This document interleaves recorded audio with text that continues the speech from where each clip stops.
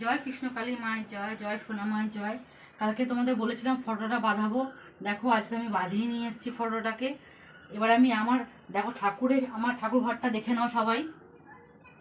এটা আমার ঠাকুর ঘর, আমার সব রকমের ঠাকুর আছে। তো কৃষ্ণকালী মায়ের অভাব ছিল, তো কৃষ্ণকালী মাকে আজকে আমি নিয়ে এসেছি। আজকে বুধবার, আমি কৃষ্ণকালী মাকে প্রতিষ্ঠা করলাম। সবাই দেখো, আজকে আমি কৃষ্ণকালী মাকে প্রতিষ্ঠা করলাম। আজ থেকে কৃষ্ণকালী মাকে পুজো দেবো, আমি ঘরে মন দিয়ে পুজো দেবো।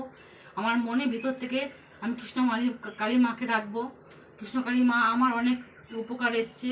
তো কৃষ্ণকালী মাকে আজকে আমি নিয়ে এসেছি পুজো দেওয়ার জন্য, ঘরে প্রতিষ্ঠা করেছি। আজকে থেকে আমি কৃষ্ণকালী মাকে ঘরেই পুজো দেবো। আর আমার যখন বড় আশা পূর্ণ হবে, তখন কৃষ্ণকালী মায়ের মন্দিরে যাব, মন্দিরে গিয়ে আমি পুজো দেবো। এই দেখো, কৃষ্ণকালীর জন্যে, মায়ের জন্য আমি ফুল মালা নিয়ে এসেছি, কেন যেহেতু মালা পরতে ভালোবাসে বলে আমি মালা নিয়ে এসেছি।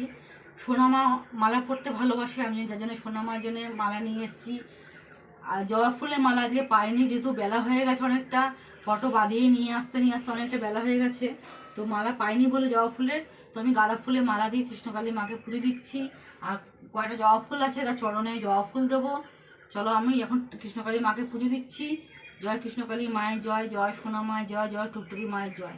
টাটা।